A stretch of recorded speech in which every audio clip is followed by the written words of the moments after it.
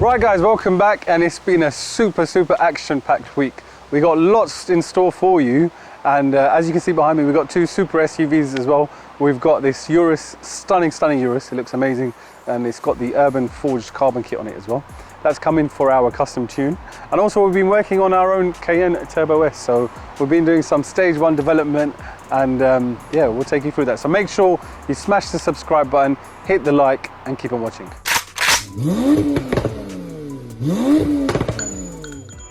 Right guys, so this Lamborghini Urus is a 4-litre V8 twin turbo power plant.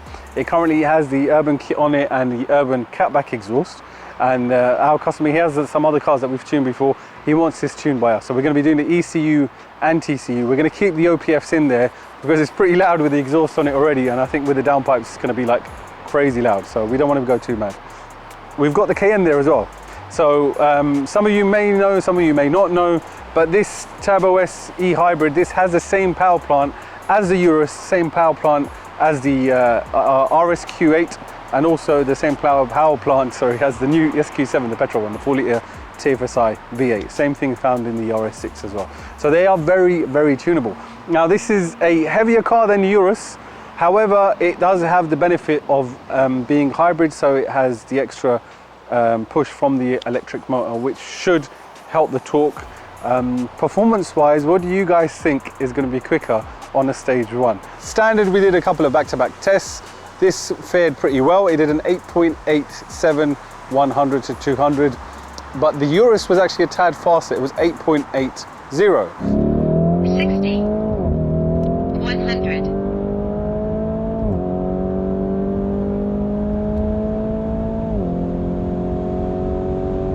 200. 60, 100.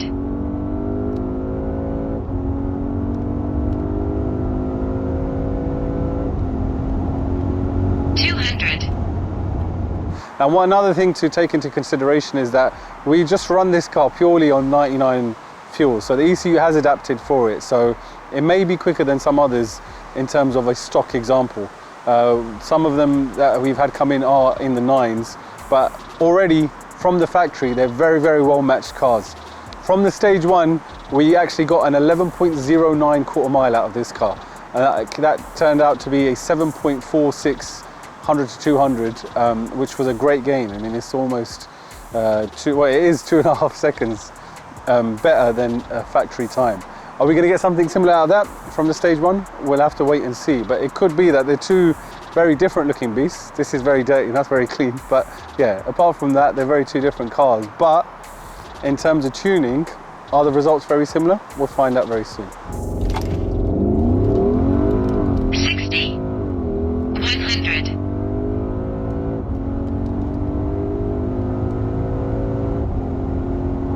2/4 mile.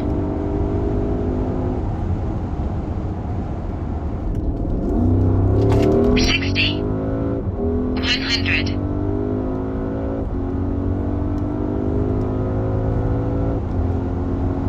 200. Update, Audi R8. So, as you can see from the last time this was filmed, we had, it was like a bare shell. It's pretty much 80% there now. Still got a few things to go through. We've still got a wiring issue, but I think I might have got down to it. So I'm just going to sort out a few wiring bits on it. I've got some brand new relays coming as well, because when we're trying to start the car, I'm getting a relay fault come up for the starter relay. So, and then when I've traced it down as well, it's getting its full voltage. It's got continuity there, but the relay, inside relays, they've got little coils in them. Now, if that coil's gone, it's not going to transfer the power that it needs through that to the starter motor. We've put a direct 12 volt to the starter as well, and it's turning, so relays are going to be my issue here. So yeah, let's I just want this car done. I need it done. It's like, yeah, it's starting to look like a car again, not a shell. So yeah, tomorrow, yeah, I'll go collect all the other bits that I need for the car, and then hopefully I can push the button, it can start, it can fire up, and we can get the wheels on and get it out. Right guys, so we've got this ES800 here that's being upgraded to an ES900. The method kit is installed. The car was initially built out in Kuwait with one of our dealers. So we're just going to run it up to see the baseline on the ES800 on the dyno, and then we're going to work it from there. But another thing that we're going to be doing as well is we've been recently working in conjunction with TurboSmart on some products, and we're going to be trying out some diverter valves, upgraded versions for the 992. So we're going to do the initial runs with the stock diverters, then do a direct swap to the TurboSmarts and see the actual difference and take it from there. Right guys, so this is the ES800 that's come back in to us. So we've now upgraded that to an ES900, and part of that is fitting the MEF kit. So as you can see here, this is one of our newly updated tanks. This tank is not quite as big. Our old tank holds 22 litres, this holds around 18, but that leaves us with a bit more boot space. This tank also flows a lot better, as you can see here. Got a nice filter there. So we found that our old tanks, occasionally they would get a bit of an airlock, but that does not happen anymore with the breather on there. So yeah, like I say, they're looking a lot more neater as well, nice and tidy in there. So yeah, it's our new MEF kit.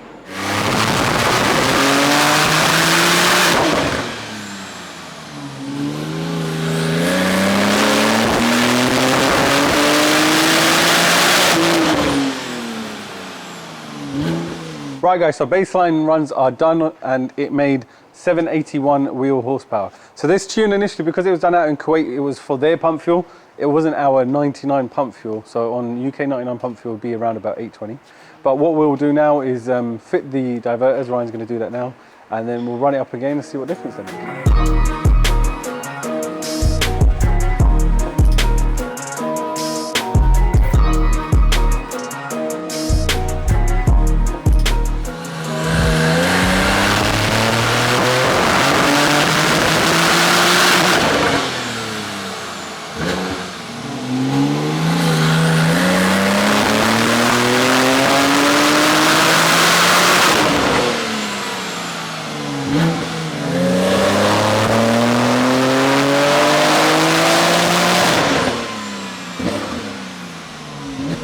Right guys, so to show you the advantages of changing over to the TurboSmart valve, we've got a stock one over here and we've got Ben over here who's got the TurboSmart ones there. So with the stock valve, you want to take a look at it here. So this is what comes on the cars from factory. It's not spring loaded or anything, and it's quite easy to push in. So what happens is it can leak a little bit of boost because there's not much tension there to keep it solid.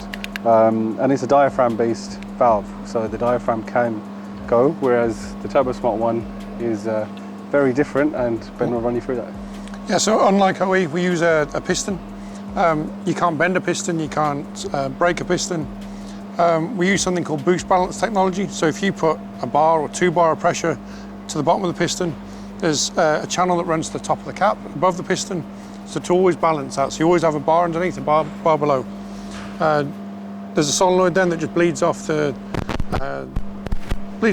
boost in the top of the cap to then open the valve when you want it to. As well, so the snout that's there is long enough that it touches the base of the mount where the valve sits. So yeah, you can't force that open. There's no way you're going to be able to force an EM valve open. Yeah, great for torque, great for a bit of HP, and yeah, great for response. And it does a job. And this is, guys, it's not something that is necessary for when your car's an ES900 or 1000 horsepower. I mean, these valves, we've seen that they're leaking from factory. We've had cars that have come in with like 300 kilometers and they are sometimes leaking. So it's a worthwhile mod, even if your car is standard, to hold a boost better and get that extra torque, which we'll show you on the dyno graph shortly.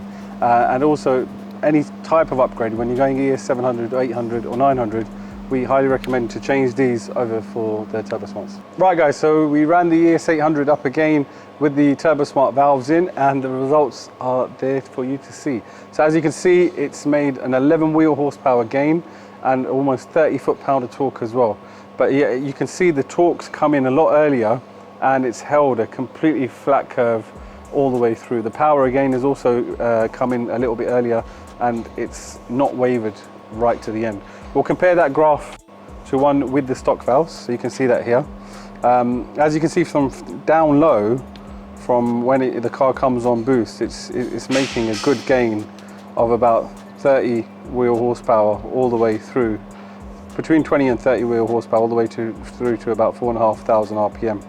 And then the gains do continue, they're a little bit smaller in the mid-range, but they do continue there. And again, right up top, it's a nice gain, again, of about 10 to 11 wheel horsepower. But the other thing to notice here and to take note of is the actual difference in the torque curve. If you see, the green torque curve is with the TurboSmart valve and the red one is with the factory valve. And that is due to, as we explained earlier, how the actual stock valve can leak under boost and it can't hold the boost pressure, and when you're trying to push higher boost pressures, then it will leak even more. But the key thing to note there is that how the boost comes in. So even on your factory car, which runs lower boost, it's going to be coming in a lot sooner because it can hold that boost pressure better with the design that's on the TurboSmart. With the stock valve, because of that design flaw, even with stock boost pressures, it can allow the boost to creep out a little bit, and it will cause the turbo to come on a little bit later, and you lose out a tiny bit of performance on a stock car. But look, every gain makes a difference, and just for a valve swap, it's huge. I mean, this does come into more effect with our 900 packages. All our 900 setups, we make this compulsory because it makes that much of a big difference at higher boost levels. But like I said, even if you've got a stock car or 700, then it is highly recommended to get these in, because for the cost of them, it's not a lot, but for the gain, it's actually quite big. So yeah, we've got that there. We're going to now run this up with the meth and see what we'll end up with. But it should be about 900 wheel horsepower. So yeah, stay tuned and keep watching. So as you can see behind me, guys, we've got Jamie's 992 back in. Now, we're doing something a little bit different. So he's got consistent 9.2s on the street, quarter mile, everything, and he wants to go that bit quicker. So without adding power and stuff like that, because he's happy with the power, he's happy with the reliability and stuff like that, we're not going to go too mad. Come on. We have just fitted a brand spanking new set of Bilstein coilovers. Now, this is going to help with launching, it's going to help with top end, it's going to make it less wavy, but it's just mainly trying to get the traction off the line. Now, with stock suspension and lowering springs, it's fine, but you can get a lot of dip, which can cause a lot of tire judder, it can cause wheel spit, cause everything. But if we can get that bottom end down to stop it dipping so much, the car's going to fly a lot straighter, it's going to be a lot smoother, and it's going to come down a lot harder. So yeah, let's see what we can do with this. But yeah, Bilstein coilovers, let's have a look. So he's got the full kit fitted, obviously. Now coilovers, if some of you don't know, coilovers are height adjustable suspension. And obviously you can change the load on it and the rebound on them as well, which will help with launching. So say if Jamie wants to go on the track, we can set up for track purposes. If he wants to do a quarter mile, we can set up for quarter mile purposes. And if he wants to go half mile, we can do that as well. But it's all to do with how these cars launch to get the best numbers.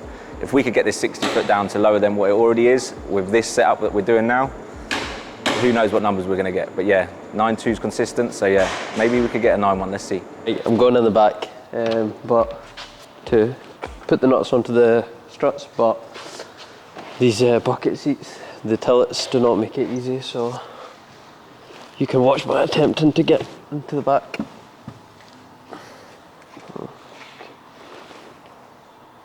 Legs first. No, it's painful. Shit. Head first.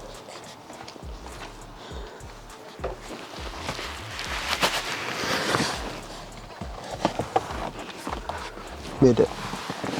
So guys, if you guys remember, Sean's 901.2 Turbo S came in previously for an ES800, and he's had the car for almost a year at that power level, and he wasn't happy. He wanted more power. So we've upgraded it to an ES950. So this consisted of the same turbo kit. It's still an ES800 VTG bolt-on turbo kit. Now it will have our 4-litre built engine along with billet intake manifold and the Dodson clutches, which were already in there previously anyway, but they're still on there. So it will be pushing around about 950 wheel horsepower and running some killer numbers. So we'll keep you posted as to how we got on, how much power it made, so keep watching.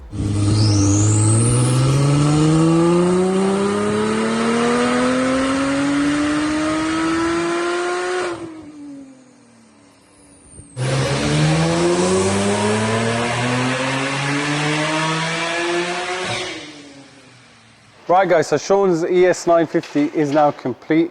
and it made some killer numbers on the dyno. It actually made 961 horsepower at the wheels and 783 foot-pound of torque. So that works out to be 1160 at the crank, so it's good horsepower there.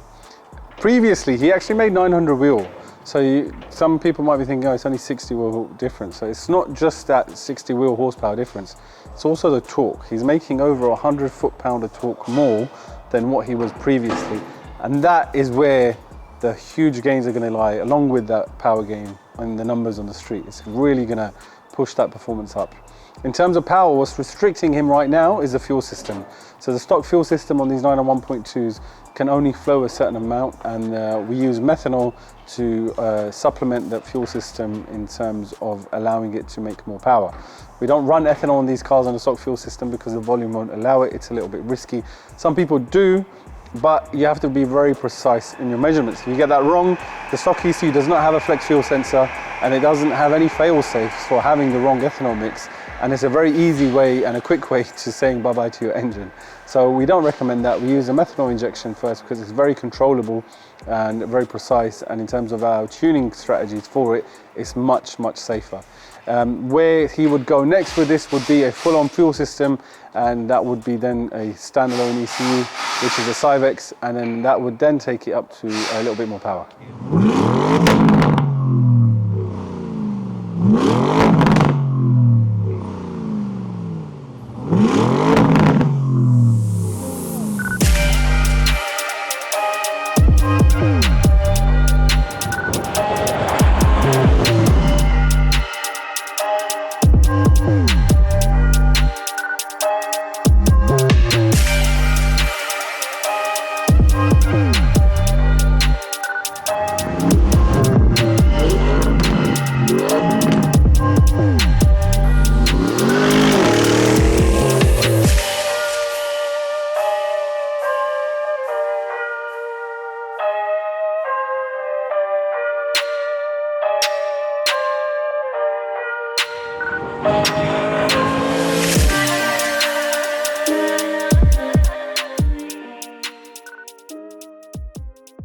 Right guys, so last weekend we were attending JM Race Wars event, and that was up at RAF Dishworth.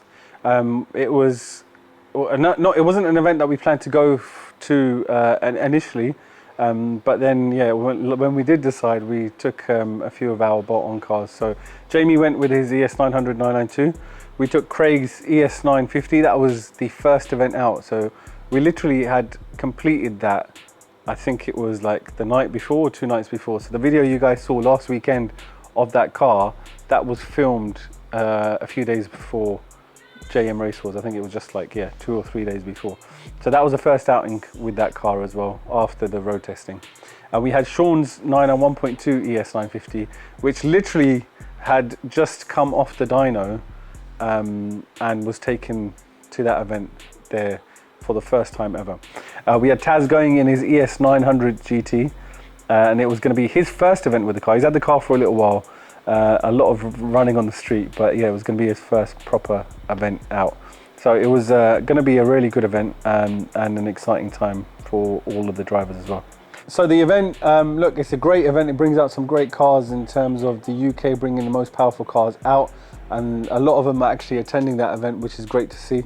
But it was a bit unfortunate that the surface was a bit rough, so the traction wasn't the best, and because there were so many cars there, we didn't have many chances to run. So Jamie only actually managed one single run in his 992, and he pulled out a 9.5 quarter mile straight off the bat. We thought it was a 9.4, but the timing system had some issues on the day as well, so sometimes weren't recorded, some were mixed up. So, but I mean, yeah, he ended up with a 9.5 quarter mile.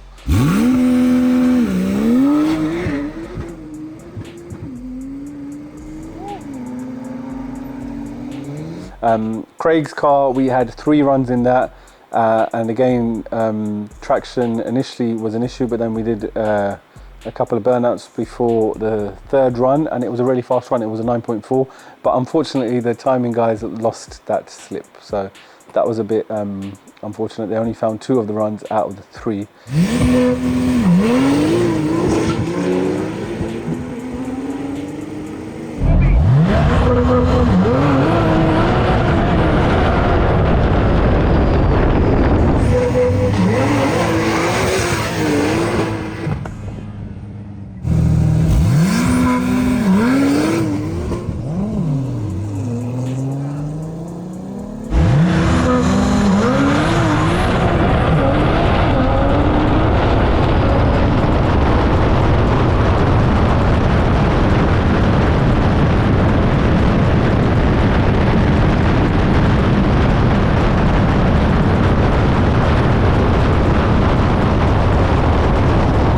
Craig's car was driven all the way up from London to RAF Dish for a few hundred miles, did the business, and was driven back.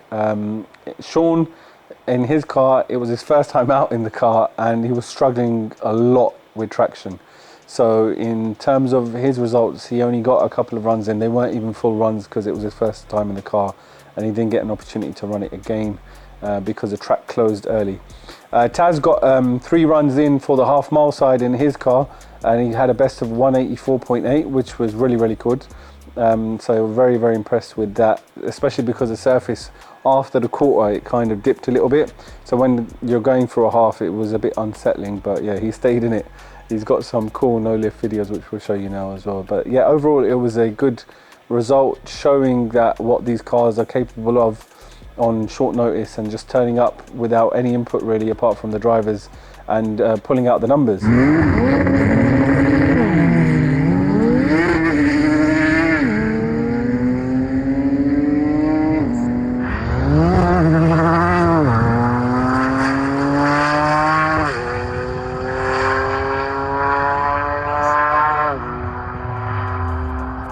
I'm sure if we had more time on the track on the day, then we would have been getting down to our normal 9.2, 9.3 numbers, and it would have been really interesting in the shootouts to see him up against some big powerful cars. I think Rabace lined up against a big power GTR for one of the runs. He got the light. Rabace's reactions, everyone knows, are on point.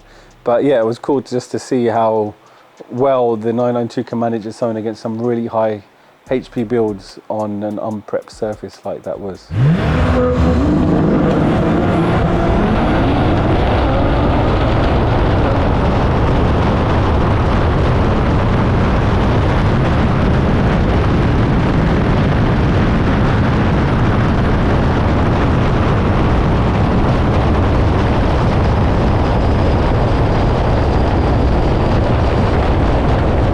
So yeah, JM Race Wars, big respect to JM for putting up an event like that, because it's not easy trying to run a business and organising an event. So all credit to the team for doing what they did in that short period of time.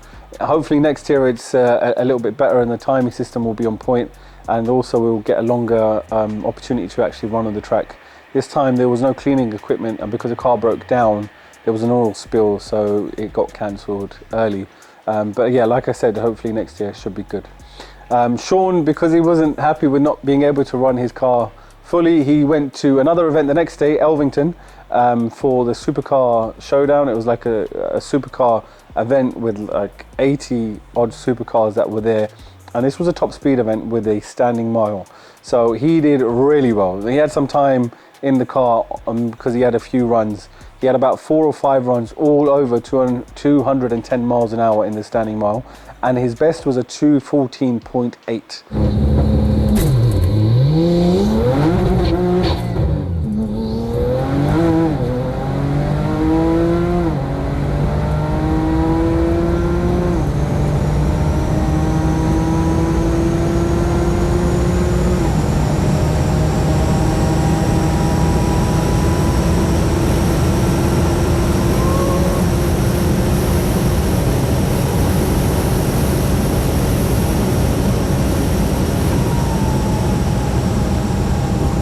In the standing mile, which was crazy. The half mile was 189 miles an hour, and it was really, really impressive to see him beat a whole host of other supercars. He was winning the event until right at the end MSL came with their 1300 horsepower McLaren, and they pipped him to the line with a 222 standing mile compared to his 214.8. But his car, again, it just showed how consistent it was, and he hammered on it all day, running back-to-back 210 plus mile an hour runs, and had zero issues whatsoever. We weren't there again to support him because he didn't need us, he just done the job. But it just goes to show that these packages, when they're set up right, the end user can go and enjoy them at events after events and win them, or be up there with the big horsepower builds with not as much horsepower in comparison.